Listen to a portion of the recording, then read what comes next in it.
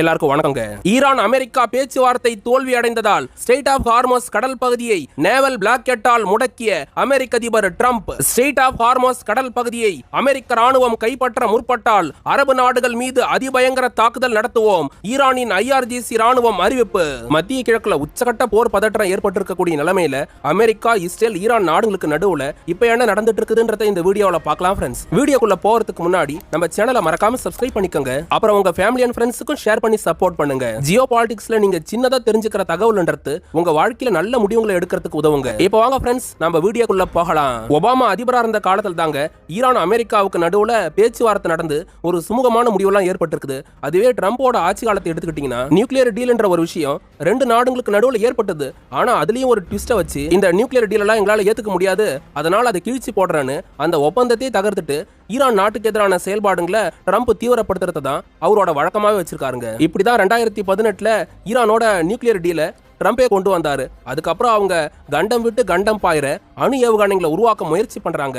அதனால இந்த ஒப்பந்தத்தை தகர்க்கிறன்னு ட்ரம்ப் அறிவிச்ச சம்பவமும் உலகத்துல அரங்கேறிச்சுங்க. இப்படிப்பட்ட மோசமான அனுபவம்ன்றது ஈரான் அமெரிக்கான்ற இந்த ரெண்டு நாடுகளுக்கு நடுவுல கடந்த காலத்துல ஏற்பட்டிருக்குது. அதோட பிரதிபலிப்பா தான் ட்ரம்ப் இப்ப 2வது முறையா அதிபரானதுக்கு அப்புறம் கடந்த பிப்ரவரி 28, 2026 அன்னைய நாள்ல ஈரான் நாட்டுக்கு எதிரான கூட்டுப்படை தாக்குதலை அமெரிக்காவும் இஸ்ரேல் ராணுவம் தொடங்கினாங்க. அப்படி ஆரம்பிச்ச போர்ன்றது உலக நாடுகளோட பொருளாதாரத்தையே ஸ்தம்பிக்க வைக்கிற அளவுக்கு மோசமான விளைவுகளை இப்ப வரைக்கும் ஏற்படுத்திக்கிட்டு தாங்க இருக்குது. ஈரான் நாட்டுல ரெஜிம் சேஞ்சுன்ற அந்த முழக்கத்தோட தான் ட்ரம்ப் போரை தொடங்கி இருந்தாருங்க. ஆனா 35 நாளுக்கு மேல போரை நடத்தியும் அவரால் அந்த விஷயத்தை சாதிக்கவே முடியல.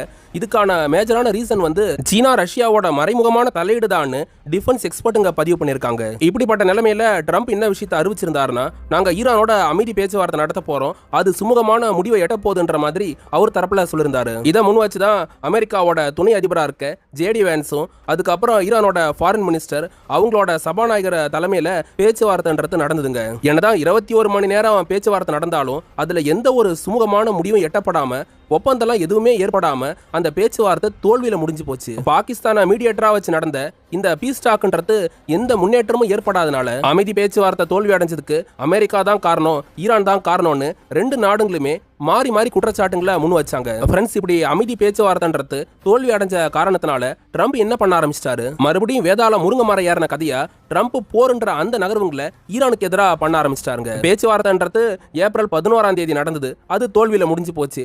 அடுத்து ஒரு நாள் இடைவேளி விட்டு ஏப்ரல் 13, 2026 அன்னைக்கு அமெரிக்க அதிபர் ட்ரம்ப் பென்டகனுக்கு என்ன உத்தரவுகளை பிறப்பிச்சிருந்தாருன்னா, இந்த ஸ்ட்ரெய்ட் ஆஃப் ஹார்மஸ் கடல் பகுதியை போறப்ப ஈரான் என்ன பண்றாங்கன்னா அவங்களோட ஆயுதமா பயன்படுத்த பாக்குறாங்க. அமெரிக்காவோட கப்பலுங்களை உள்ள விட மாட்டேன், அதுக்கப்புறம் நேட்டோவோட கப்பலுங்களை உள்ள அனுமதிக்க மாட்டேன்னு அவங்க அடம்பிடிச்சுக்கிட்டு இருக்காங்க. அமெரிக்காவும் ஈரான் நாடு சேர்ந்து இந்த ஸ்ட்ரெய்ட் ஆஃப் ஹார்மஸ் கடல் பகுதியை நிர்வகிக்கலான்னு கேட்டதுக்கும் ஈரான் மறுத்துட்டாங்க. அதனால இந்த கடல் வழி பாதையை அமெரிக்க ராணுவம் கைப்பற்றணும், அதுக்காக அங்க நேவல் பிளாக்கெட்டை உருவாக்குங்கன்னு ட்ரம்ப் ராணுவத்துக்கு உத்தரவிட்டு இருந்தாருங்க. ட்ரம்ப் இந்த மாதிரி மற்ற நாடுகளை பத்தி கொஞ்சமும் யோசிக்காம அந்த கடல் வழி பாதையை கைப்பற்றுங்கன்னு உத்தரவிட்டாரு.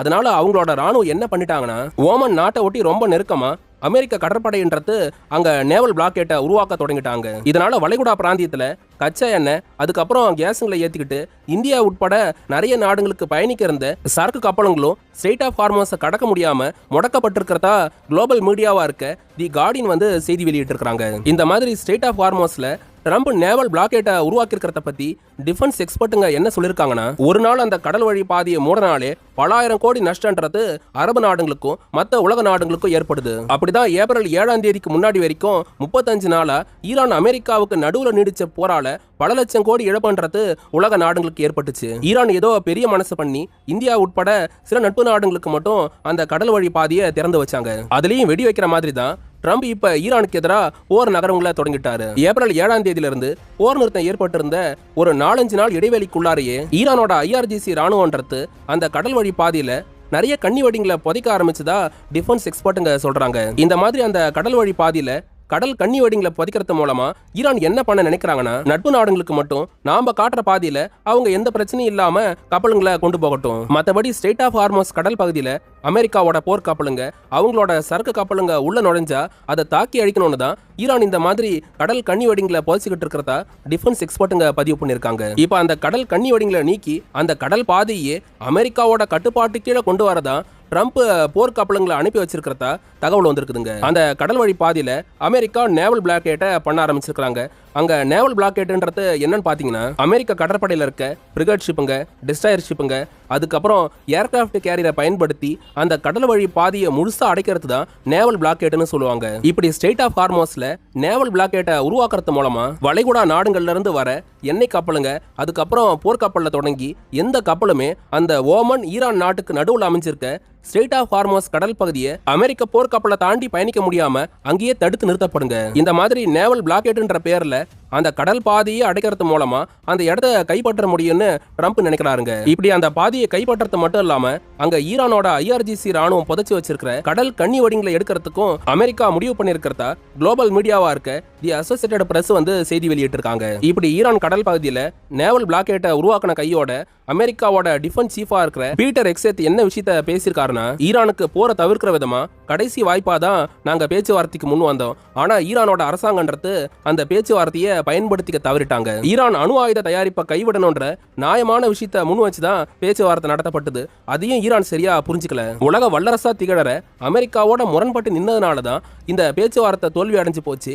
இப்போ அந்த கடல் பகுதியில அமெரிக்கா நேவல் பிளாக்கேட்டையும் பண்ணிடுச்சு. அமெரிக்காவோட போர் நகர்வுன்றது இந்த நேவல் பிளாக்கேட்டோட மட்டும் நிக்காதுன்னு பேசியிருக்கிற பீட்டர் எக்ஸெத் அதுக்கு அடுத்ததான் என்ன சொல்லிருக்காருன்னா, ஈரானோட போர்ட்ல இருந்து எந்த கப்பலுமே கல்ஃப் ஆஃப் ஓமன் கடல் பகுதியை தாண்டாம அமெரிக்க கடற்படை தடுக்க போகுது. இது மூலமா ஈரானோட கச்சா எண்ணெய் வர்த்தகத்தை அடியோட முடக்க போறான்ற மாதிரி பீட்டர் எக்ஸெத் பேசியிருக்காருங்க. இது மட்டும் இல்லாம ஈரான் ராணுவம் நினைச்சு பார்க்க முடியாத அளவுக்கு பல முனை தாக்குதலை அமெரிக்க ராணுவம் நடத்த போகுதுன்ற மாதிரி அவங்க தரப்புல சொல்லியிருக்காங்க. இந்த மாதிரியான நிலைமையில ட்ரம்ப் குளோபல் மீடியாஸ் கிட்ட பேசினப்ப ஈரானோட செறிவூட்டப்பட்ட யுரேனியம் சம்பந்தமா சில விஷயங்களை பேசியிருக்காருங்க. ஈரான் நாட்டில் போருக்கு முன்னாடி செயல்பாட்டில் இருந்த நாதன்ஸ், இஸ்ஃபகான், அராக், உஷீர் உட்பட அவங்களோட 7க்கு அதிகமான நியூக்ளியர் சைட்ல சுமார் 60% மேல செறிவூட்டப்பட்ட 500 கிலோவுக்கு மேல எடை இருக்கிற செறிவூட்டப்பட்ட யுரேனியம்ன்றது ஈரான்ல இப்ப செயல்பட்டுக்கிட்டு இருக்க அவங்களோட அரசாங்கத்தோட கட்டுப்பாட்டுல இருக்குது. 35 நாள் போர் நடந்தப்ப அமெரிக்கா ஈரானோட நியூக்ளியர் சைட்டுங்க மேலாம் முடிஞ்ச அளவுக்கு B2 பாம்பர்ஸ்களை பயன்படுத்தி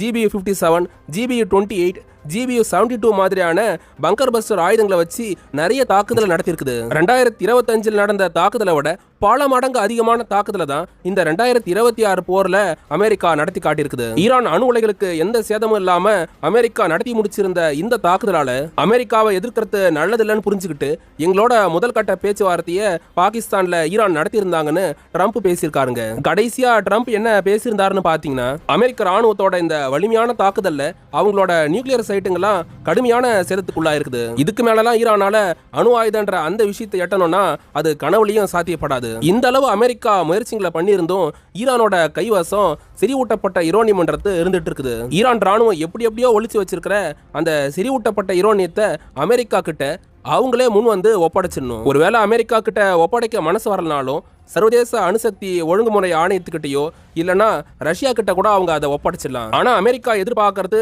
ஒண்ணுதான், ஈரான் நாட்டில் செறிவூட்டப்பட்ட யுரேனியம்ன்றது இருக்கவே கூடாது. அதாவது அணு ஆயுதம் தயாரிக்கிற அளவுக்கு ரேஷியோவில் இருக்கக்கூடாதுன்னு ட்ரம்ப் மென்ஷன் பண்ணியிருக்காருங்க. ஒருவேளை ஈரான் ஒப்படைக்க மாட்டேன்னு தொடர்ந்து அடம்பிடிச்சாங்கன்னா அமெரிக்க ராணுவமே அந்த நாட்டில் இருக்கிற செறிவூட்டப்பட்ட யுரேனியத்தை கைப்பற்றியே தீரும்னு ட்ரம்ப் பகிரங்கமா மிரட்டியிருக்காருங்க. ட்ரம்போட இந்த மிரட்டலுக்கு ஈரான் ராணுவத்தோட ஸ்போக் பர்சனா இருக்க ஜுல்ஃபகாரி என்ன பதிலளிச்சிருக்காருன்னா, ஈரான் நாட்டுக்கு சொந்தமான ஸ்ட்ரெய்ட் ஆஃப் ஹார்மோஸ் கடல் பகுதியை அமெரிக்க ராணுவன்றது 16 போர்க்கப்பலை வச்சு தடுத்து வச்சிருக்குது. அதாவது கல்ஃப் ஆஃப் ஓமனை சுத்தி அவங்க நேவல் பிளாக்கேட்டை உருவாக்கிட்டு வராங்க. இதே நினைப்போட ஸ்ட்ரெய்ட் ஆஃப் ஹார்மோஸ் கடல் பகுதியை கைப்பற்ற முற்பட்டாலோ அதுக்கப்புறம் ஈரான் போர்ட்ல வர கப்பலுங்களை தடுக்க நினைச்சாங்கன்னா ஈரானோட IRGC ராணுவத்தோட தாக்குதல்ன்றது அமெரிக்க போர் கப்பலுங்க மேல மட்டும் இருக்காது. வளைகுடா பிராந்தியத்தில் இருக்கிற ஒவ்வொரு அரபு நாடுகளோட போர்ட்டுங்க அமெரிக்காவோட கட்டமைப்புங்க மேலலாம் நாங்க ஏவுகணையை வீசிக்கிட்டே இருப்போம்னு ஈரானோட IRGC ராணுவத்தோட ஸ்போக் பர்சனா இருக்க ஜுல்ஃபகாரி பகிரங்க மிரட்டல் விடுத்திருக்காருங்க. ஈரானோட